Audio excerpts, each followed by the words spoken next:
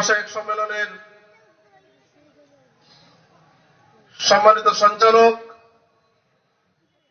ঠাকুরগাঁও শহর জামাতের সম্মানিত আমির, ঠাকুরগাঁও 1 আসনের সম্মানিত সদস্য সচিব জনাব অধ্যক্ষ শামসুজ্জামান শাহ শামীম, আজকের এই ওলামা আশায়ক সম্মেলনে প্রধান অতিথি হিসেবে উপস্থিত থাকবেন বাংলাদেশ জামায়াতে ইসলামী কেন্দ্রীয় মজলিসের শুরার অন্যতম সদস্য, বাংলাদেশ ইসলামী ছাত্র শিবিরের সাবেক কেন্দ্রীয় সভাপতি, ঠাকুরগাঁও উন্নয়ন ফোরামের সম্মানিত চেয়ারম্যান, বাংলাদেশ জামায়াতে ইসলামীর কর্তৃক মনোনীত ঠাকুরগাঁও আসনের সম্মানিত জাতীয় সংসদ সদস্য প্রার্থী, দীর্ঘ একটানা 4.5 বছর কারাবরণকারী নেতা, নির্যাতিত নেতা, জীবন্ত শহীদ জনাব দেলোয়ার হোসেন আজকের এই সম্মেলনের প্রধান বক্তা, বাংলাদেশের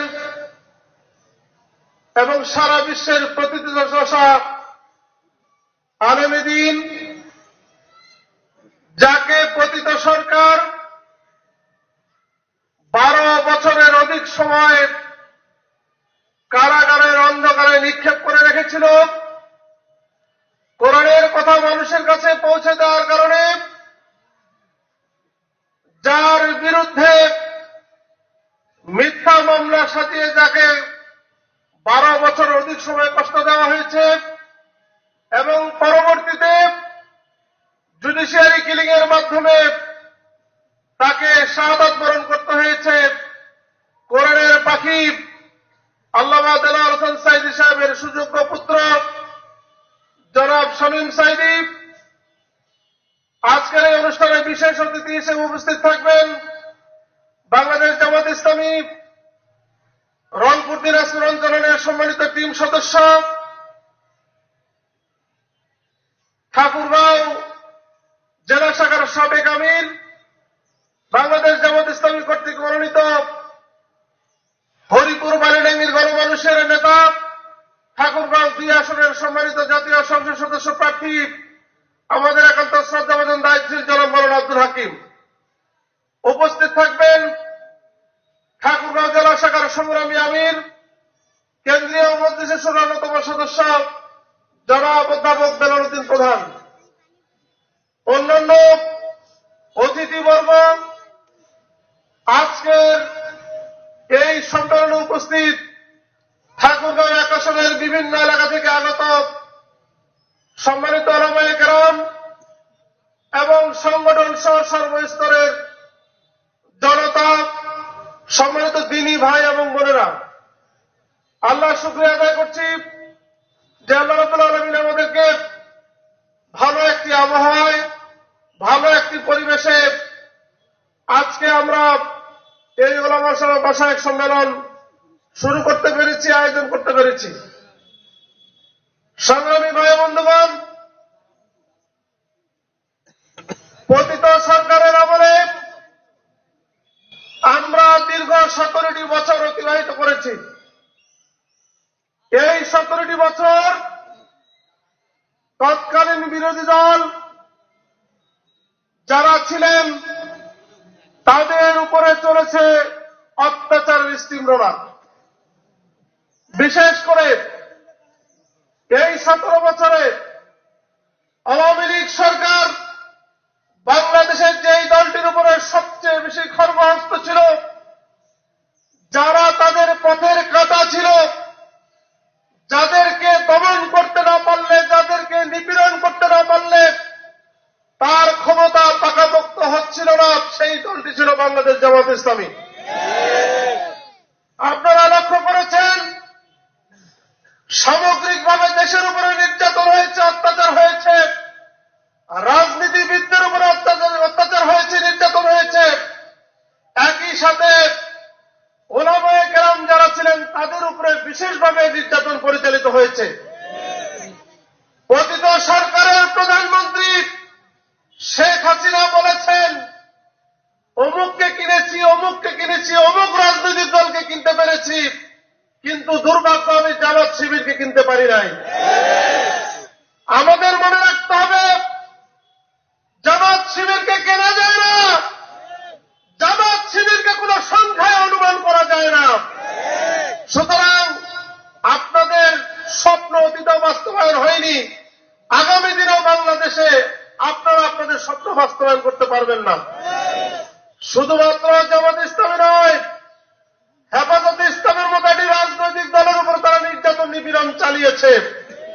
সম্মানিত ভাই এবং বন্ধুগণ, আমরা এই 17টি বছর অতিবাহিত করে জুলাই বিপ্লবের মাধ্যমে আমরা একটি নতুন স্বাধীনতার বাংলাদেশ পেয়েছি। আমরা আজকে গভীর শ্রদ্ধা ভরে সেই জুলাই বিপ্লবের শহীদ, আহত এবং পঙ্গুত্বকারী ভাই বোন যারা রয়েছেন তাদের প্রতি আজকের এই সম্মেলন থেকে আমি শ্রদ্ধা জ্ঞাপন করছি। সংগ্রামী ভাই বন্ধুগণ, 2026 সালের ফেব্রুয়ারি মাসে একটি নির্বাচন অনুষ্ঠিত হতে যাচ্ছে।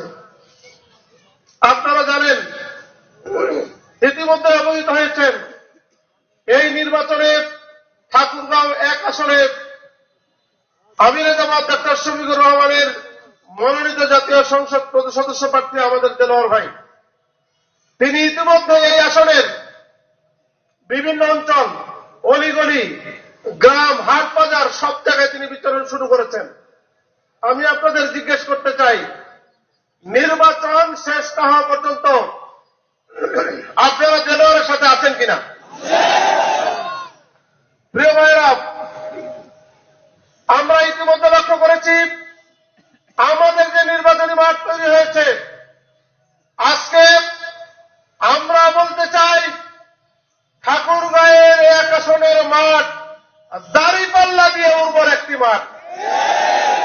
এটা শুধু আমাদের বক্তব্য নয়, আমাদের যে সমস্ত উঠোন বৈঠক হয়, আমাদের যেগুলো খুলি বৈঠক হয়, সেই বৈঠকগুলোতে সামাজিক নেতৃবৃন্দ, সাবেক জনপ্রতিনিধি, ইভেন ভিন্ন ধর্মাবলম্বী যে সমস্ত ভাইয়েরা আমাদের সেই সমস্ত প্রোগ্রামে আসেন, তাদের মুখ থেকে একই বক্তব্য ফুটে উঠেছে যে দেলোয়ারের বিকল্প এই 1 আসনে নেই।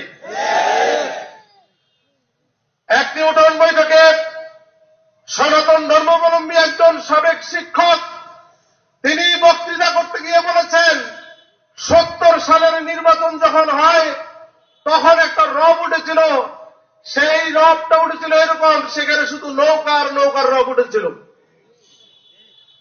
তিনি ডেডলাইন কন্টে ঘোষণা করেছেন 2025 সালে যে নির্বাচনের প্রস্তুতি চলছে 26 সালের, সেখানেও একটি রব উঠেছে সাকুরা 1 আসনে, সেটা তো দাঁড়িপাল্লা। আমরা পরিষ্কার ভাষায় বলছি, এটা শুধু ঠাকুরগাঁও 1 আসনের অবস্থা নয়, সারা বাংলাদেশে দাঁড়িপাল্লার একটা রব উঠেছে। আর এই কারণে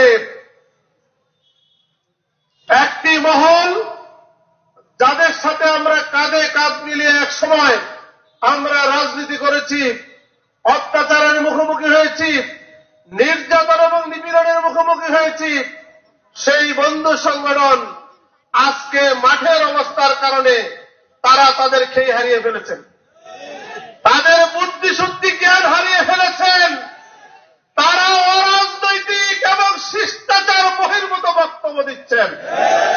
তারা আজকে কেউ বলছেন আমরা দেলোয়ারকে চিনি না, নতুন একখান ছোঁয়া ইচ্ছে, ওই আসিলে আর ভোট চাইলে আমরা ভোট দিয়ে দিল।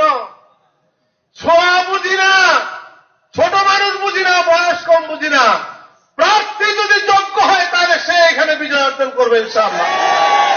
তারা কখনো আমাদের মাঠের অবস্থান দেখে, দাঁড়িপাল্লার অবস্থা দেখে তারা তাদের নিয়মিত যে কার্যক্রম, সেই কার্যক্রমে যখন অংশগ্রহণ করছে তারা নির্বুদ্ধিতার পরিচয় দিচ্ছে, তারা ভারসাম্যহীন বক্তব্য দিচ্ছেন। কখনো বলছেন প্রার্থী, নতুন প্রার্থীকে আমরা চিনি না, কখনো বলছেন তিনি বাচ্চা মানুষ, কখনো তিনি বলছেন ভোট ঠেকানোর জন্য আমরা প্রতি কেন্দ্রে 200 লাঠি বানাবো। আমি বিভিন্ন জায়গায় উঠান বৈঠকে বলেছি আপনারা 200 লাঠি বানাবেন, আমরাও কিন্তু গ্রামের মানুষ, আমাদেরও বাসার আছে। লাঠি বানাতে আমাদেরকে বাধ্য করবেন না। আমরা কোন ধরনের সন্ত্রাসী কার্যক্রম করতে চাই না। আমাদের আহ্বান একটাই, আপনাদের বিরুদ্ধে আমরা বক্তব্য দিতে চাই না। আমরা শুধু বলতে চাই আপনার ভোটটা আপনি আপনার মতো করে করেন, আমার ভোটটা আমাকে করতে বলেন, ঠিক না? আমাকে আমার ভোট করতে দেন, আপনি আপনার ভোট করেন। আমি সব জায়গায় আহ্বান জানিয়েছি একটা, আপনার প্রার্থীর কি গুণ আছে, কি যোগ্যতা আছে আপনি বলেন ভোটারের কাছে। ভোটার যদি আপনাদেরকে ভোট দেয় আপনারা এমপি হবেন, আমাদের আপত্তি নেই। আমরা আমাদের প্রার্থীর গুণাগুণ এবং যোগ্যতা বর্ণনা করব ভোটারের কাছে। ভোটার যদি আমাদেরকে ভোট দেয় তাহলে আমরা এমপি হব ইনশাআল্লাহ। তবে কিছু পরিকল্পনা নাকি তারা গ্রহণ করছেন। তারা বলছেন মাঠের অবস্থা যেহেতু বিপরীত, তাদের পক্ষে না, সেহেতু তারা কেউ কেউ মনে করছেন তারা কেন্দ্র দখল করবেন, ভোট দখল করবেন। সাবধান করে দিচ্ছি, ঠাকুরগাঁয়ের এক আসনে ভোট কেন্দ্র দখলের চিন্তা করবেন না।